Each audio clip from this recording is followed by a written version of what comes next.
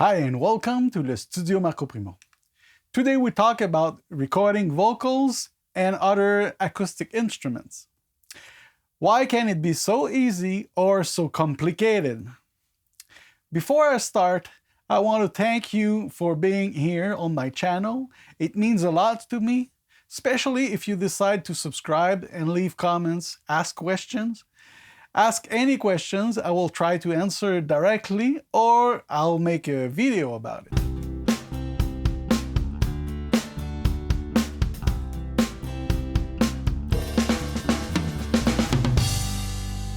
I've been doing audio live and in studio for more than 35 years.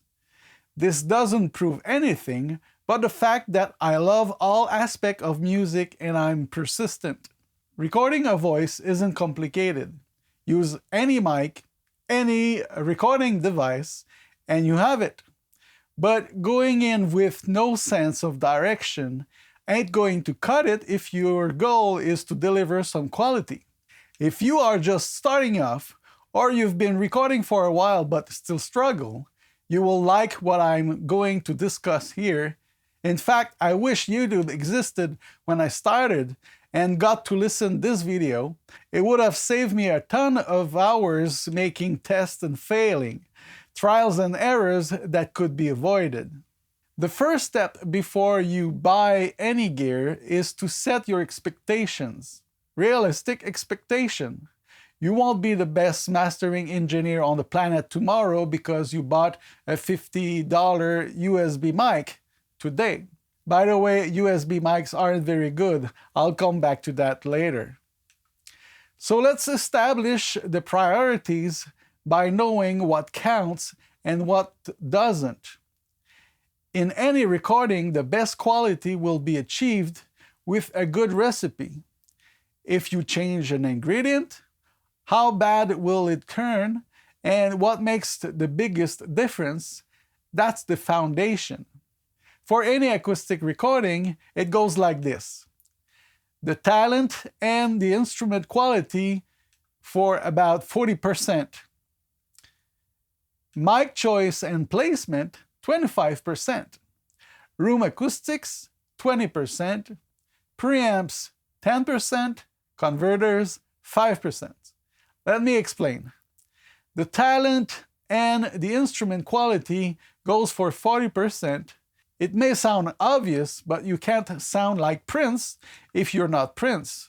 Voices have unique textures, and if you don't sing in time or on pitch, or just don't know the song very well, it won't work. Some of you will point me out to autotune. We are talking about quality recording here, not quality trickery. Autotune will leave artifacts, especially if the vocals is far from what it should be. You need to perform well, learn how to sing or articulate if you are doing voiceover. Record yourself often and try to detect your errors and what you don't like. Practice, practice, practice. It's the only way to get better. The mic choice goes for 25%. Think of mic as paint brushes. Different sizes, some strokes will be clean, others will have texture, the angle will change the shape, so is the mic. They all have an EQ curve, and some will be easier to EQ afterward in the mix than others. To me, there is 4 major mic categories on which most microphones are inspired on and get specific sound signature, EQ curves. The U47 family is a bit darker in the high frequencies, and it will be great for vocals with a lot of sibilance. The C12 have a boost in the high frequency, contrary to the U47, and is perfect for darker voices, but be careful because cheaper ones will mostly sound harsh in the high frequencies.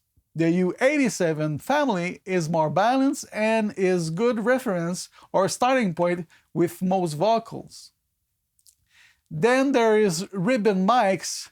They will be darker than the U47 and will give somewhat a more retro sound, some vintage sound.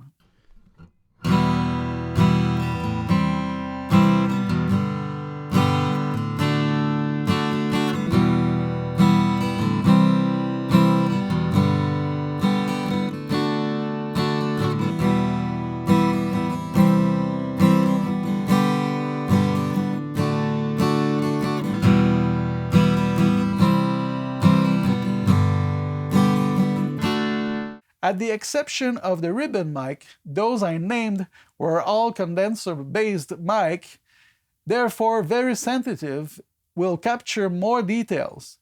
There's also dynamic mics that are more focused and will grab less surrounding noises. More about them in the next section.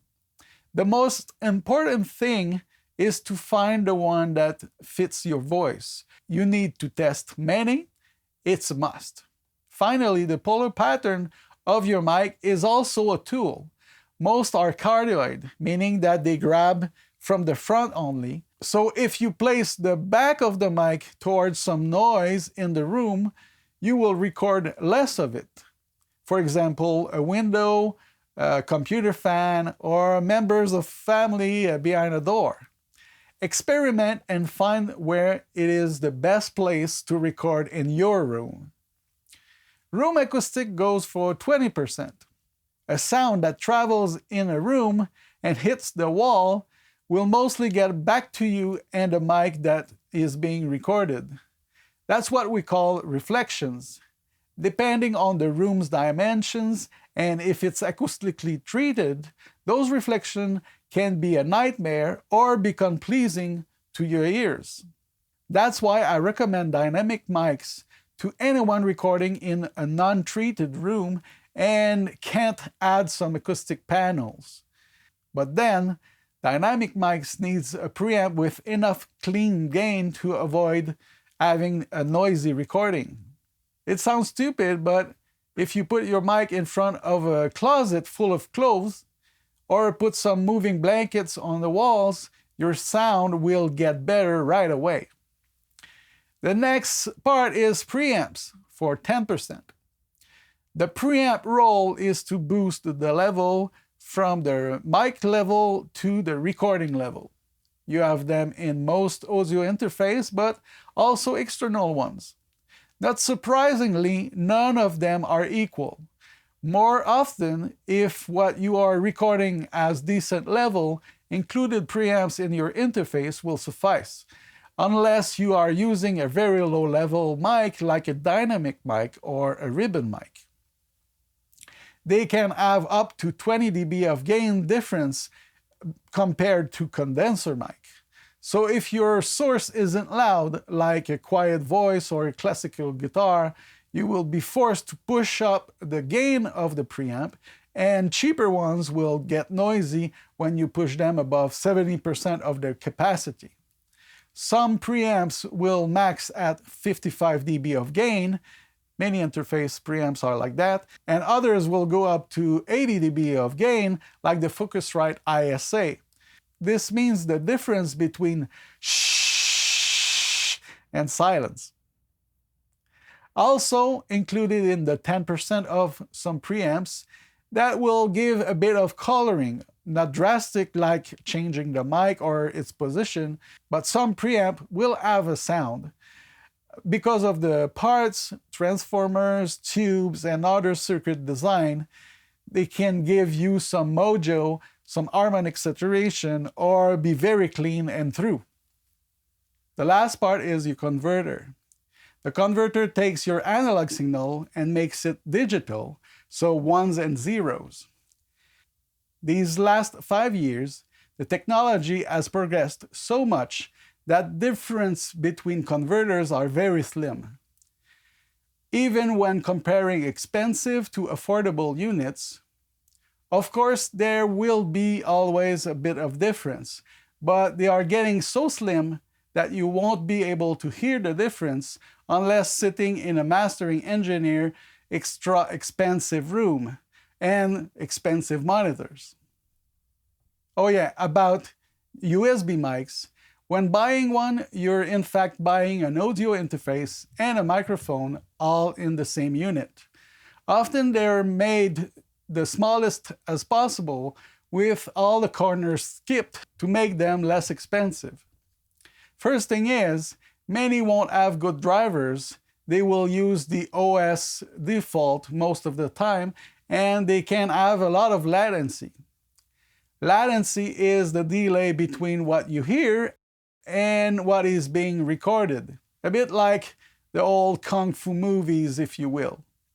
I've tried a few and answered a ton of questions about them, and a lot of friends have problems with USB mics, so you might just as well stay away from them. Other than the gear priorities, there is a ton of things to learn along with ear training, mic placement, dynamics, phases, mixing techniques, all the things that I discuss on my channel. So the idea here is to put your money where it counts.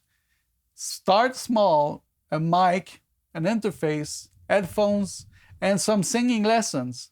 Leave yourself time to train your ears to recognize what is a good recording and what isn't. Download some raw tracks recorded by professionals and listen to them raw versus mixed. It will help you compare your recordings. Make sure you cover the more important thing in my list before spending money on irrelevant gear for your audio journey. Address your room acoustics before buying an expensive preamp. Make sure you get the right mic before changing interface for higher quality converters. Don't think you can fix it all in the mix.